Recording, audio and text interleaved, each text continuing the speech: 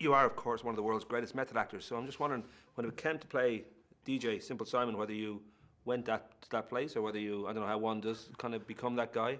I like that even when you mentioned me as a method actor, I couldn't help but laugh myself. I find even though most of the stuff I do is quite whimsical, it always rubs off in your own life in some way, whatever character you're playing, to some extent. And this guy, this Simple Simon guy, is just so positive and happy that there was a little bit of that for me for a few months.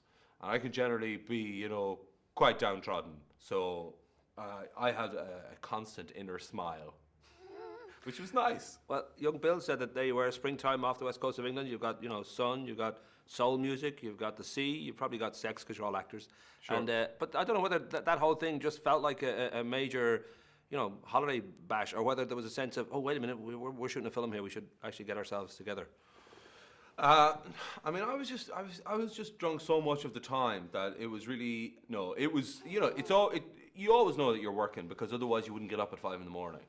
But any day when you start it and end it with a speedboat ride doesn't feel like a work day. And then you're lying on a deck with the music, and it's great music playing out over the PA. There's somebody in the background fishing. It was great. It was really fun.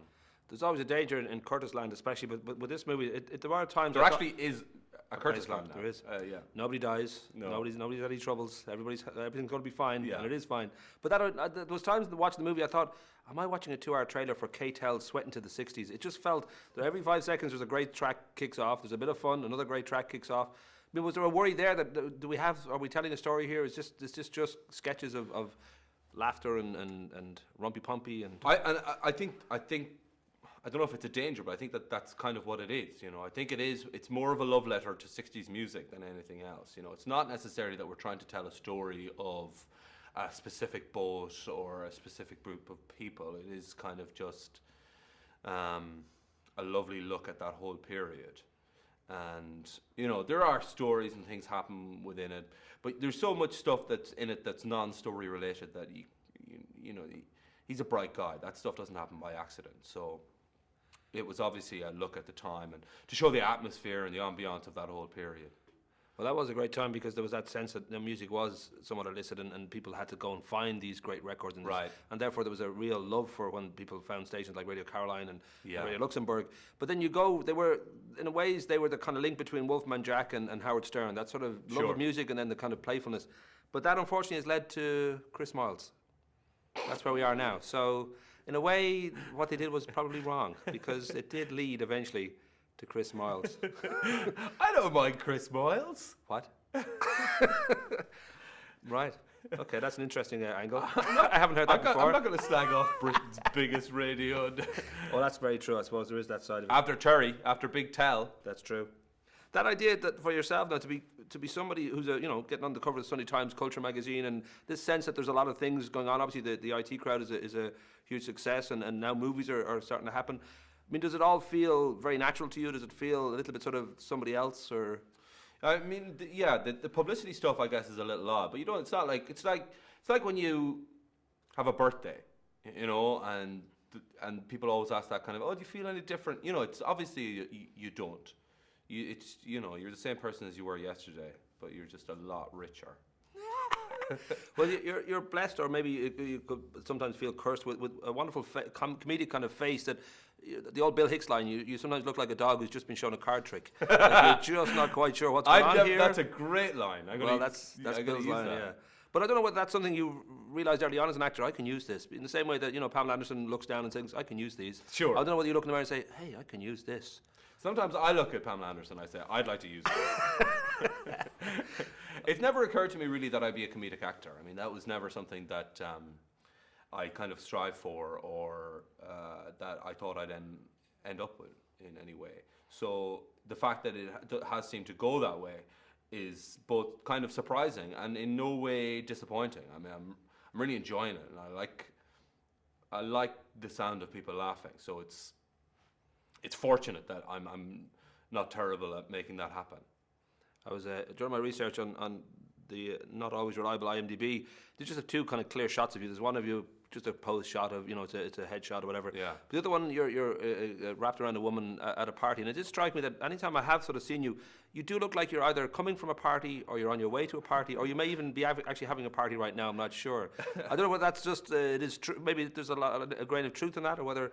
Well, that's just I happen to be having a good time in my life, and I'll always look happy in pictures. Yeah, I mean, I generally am having a good time, and I find it quite easy to have a good time. And I say that not unlikely, because I know that sometimes people can find it very hard to have a good time.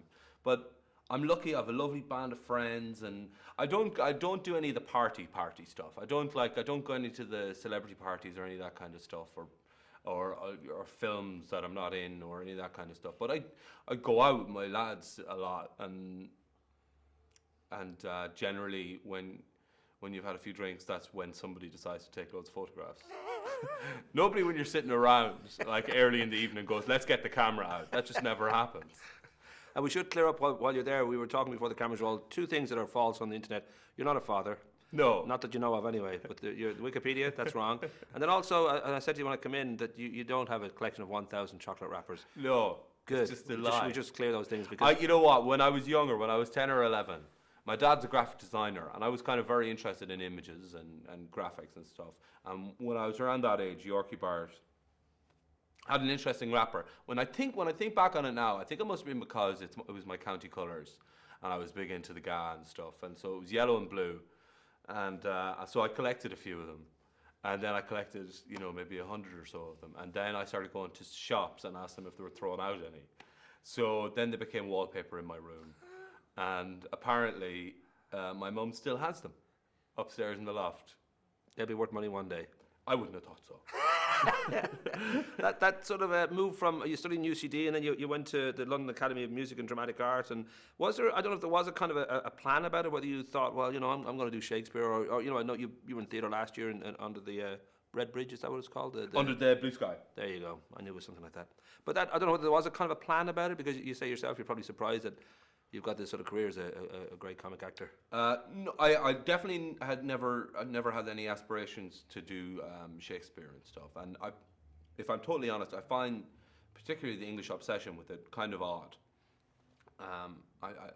It's incredible writing, but I would find it hard to constantly do something that I know has been done 1,000 times before. I would find that just a little bit intimidating, I think, more than anything else. But I never really wanted to. I always kind of think, like, if myself as an actor, I have no aspirations to be Daniel Day-Lewis, but I don't necessarily want to be Jerry Lewis either. Somewhere kind of nicely in between, I'd be happy with. But of course, by law, anybody who is incredibly funny on screen must, after 5 years, must take on a serious role. You must play at least handicap, or maybe somebody with some kind of.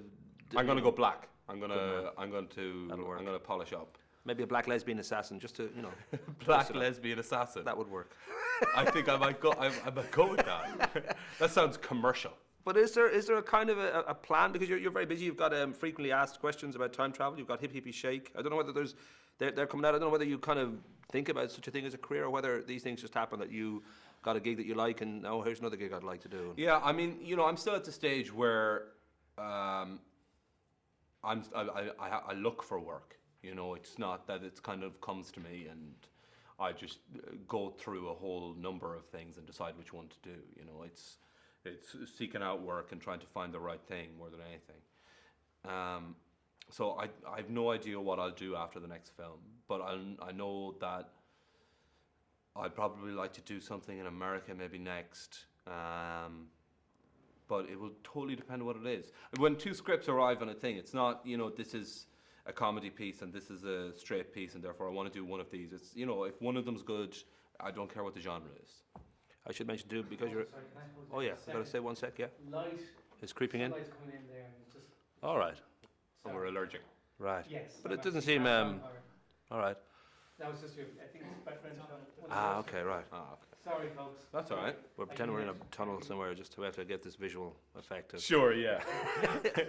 We're in Santa Fe. There's a train coming. But that idea too of you're from Roscommon, and the idea that some Irish actors would feel, or Irish musicians, okay, I'm going to prop up the local economy. And I know you're in the Clinic, and I think you're also in Showband too, wonderful performance. But then you're gone. I don't know whether you feel it's whatever the gigs are, because people like Graham Lennon, the writer, IT grad and all that, much better reception in London, bigger place to work and a lot more people to work with. Yeah. I don't know whether you feel you've abandoned us in any way, or whether you feel... Well, to be fair, I kind of was never based here, you know. Even when I was doing the clinic, I was still based in London. You know, so I would come back and shoot the clinic and then go back again. Because I went to drama school there. And I don't think there's any job that I've been offered here that I've turned down. You know, in a funny kind of a way. I can't think of anything. But have you ever seen I can't think of anything I've ever turned down. Have you ever seen You Are the New Samuel L. Jackson? Yeah. Have you ever seen the Irish Film and Television Awards? They're incredibly incredibly low on celebrities, so they do need everybody to be on the boat at the same time. If you could, maybe during that week, just move back here and be available to walk down that red carpet. I've been to that a couple of times. The last time I went to that, I was nominated for one of those things. Maybe the clinic or something. And I decided to have some fun with they go around, you know, and when you're nominated for an award, and they call out the nominees and they kind of focus on the different people, and then when you lose, they kind of go back and refocus on you. And generally everybody does their polite kind of thing, and I thought I'd have some fun with it. So when they cut to me for the nominees, and the nominees are, I was just free drinking from a bottle of wine. And then when it came back and I wasn't the winner, I just went, fucking shit. And everybody in the room knows that the camera's right there, and it's not like it's an accident. Yeah. But I was walking around the streets the next day, and a woman came up and she says, oh, I love you in the clinic. I was like, oh, thanks very much. And she said, God, you took it bad last night though. I was like, oh no. My mother didn't talk to me for a week. She's like, why did you have to curse? You know, I got the joke, but why did you have to curse?